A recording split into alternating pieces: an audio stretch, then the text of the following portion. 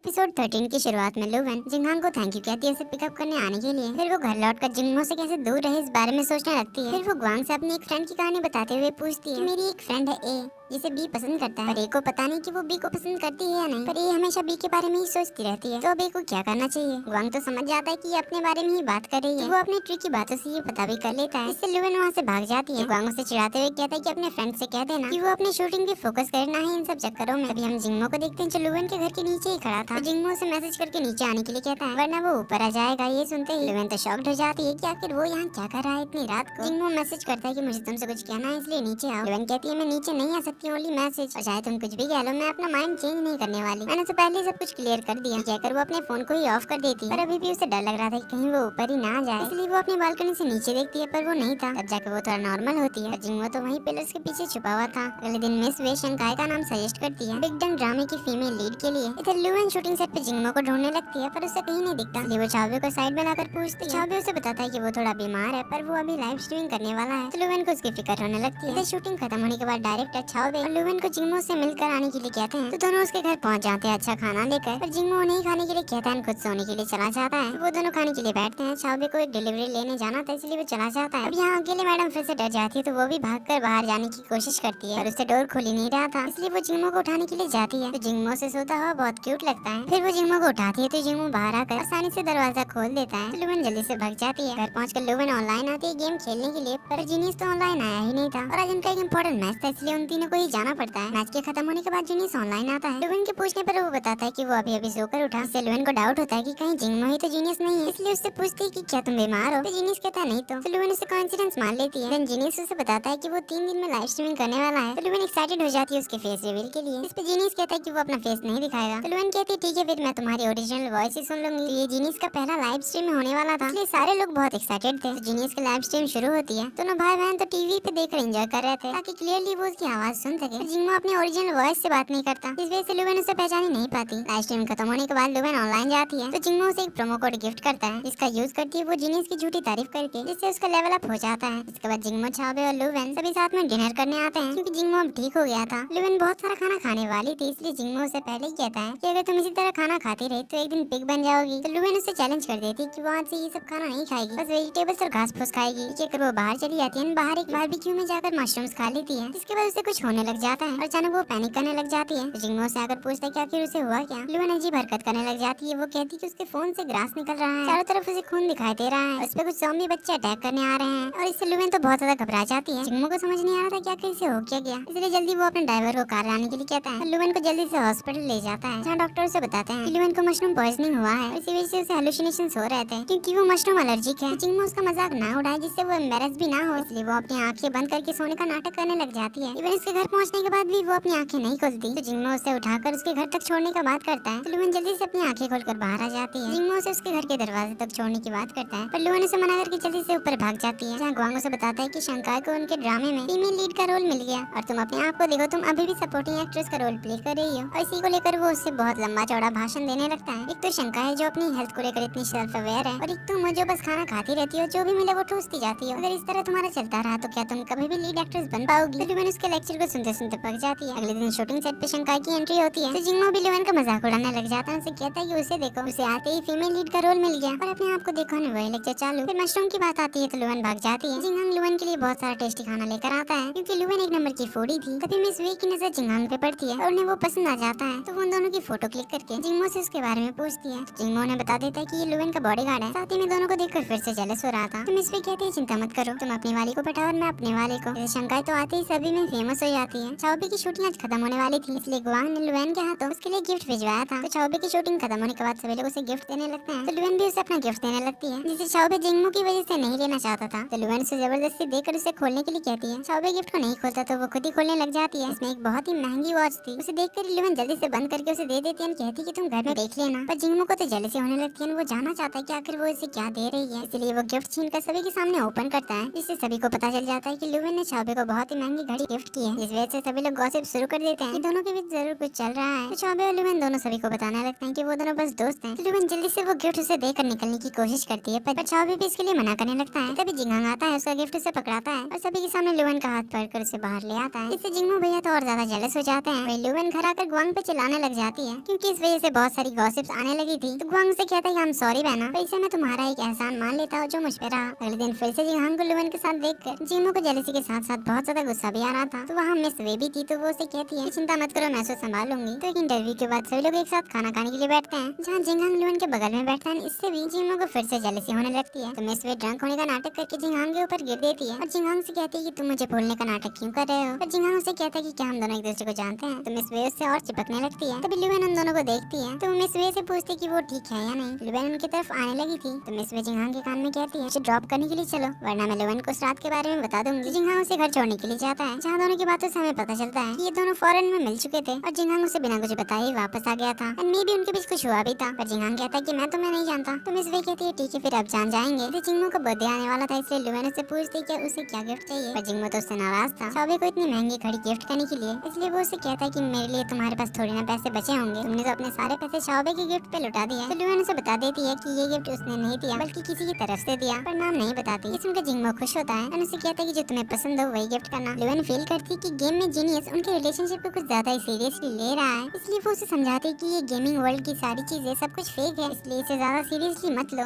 तो जीनियस उसे गुस्सा होकर चला जाता है, तो लुवेन भी उससे गुस्सा हो जाती है। इस वजह से लुवेन का कंफ्यूजन दूर हो जाता है कि वो गेमिंग वर्ल्ड वाले जीनियस को पसंद करती है या रियलिटी में जिंगमो को। उसके फ्रेंड के पूछने पर वो उसे बताती है कि शायद उसे जिंगमो पसंद आने लगा है। तो अगले दिन वो अपने भाई के साथ जिंगमो के गिफ्ट के लिए एक शॉप पे आई थी, जहाँ शंकाई भी आई हुई थी गिफ्ट लेने के लिए। तो वो वहाँ लुवेन को देखती है, पर उसे कंफर्म नहीं था कि ये लुवेन ही है या नहीं। पर लुवेन ने जो गिफ्ट लिया शंकाई को भी वही गिफ्ट पसंद आ जाती है, तो वो भी सेम गिफ्ट खरीद लेती है। तो शूटिंग के बाद वो जिंगमो को गिफ्ट देने ही वाली थी कि तभी सारे क्रू मेंबर्स इकट्ठा हो जाते हैं उसका बर्थडे सेलिब्रेट करने के लिए। शंकाई ने तो उसके लिए अपने हाथों से केक बनाकर लाई थी, सभी लोग उसे गिफ्ट देने लगते हैं। तो शंकाई भी उसका लाया हुआ गिफ्ट देती है, जिसे देखकर लुवेन अपना गिफ्ट छुपा लेती है और जिंगमो को सिर्फ हैप्पी बर्थडे विश करके वहाँ से निकल लेती है। और जिंगमो को गिफ्ट ना देने की वजह से वो सैड भी होती है। और इसी के साथ एपिसोड नंबर 14 की एंड यहीं पे होती है। तो अब शंकाई के रूप में एक नया लव राइवल के आने के बाद लुवेन क्या क्या कांड करने वाली है जानेंगे हम आगे के एपिसोड्स में। पहले वीडियो पसंद आए तो वीडियो को लाइक कर देना, चैनल पे न्यू हो तो subscribe and the bell icon, ताकि आने वाले कोई भी वीडियो आपसे मिस ना हो। तो मिलते हैं अगले वीडियो में, तब तक के लिए take care and bye bye.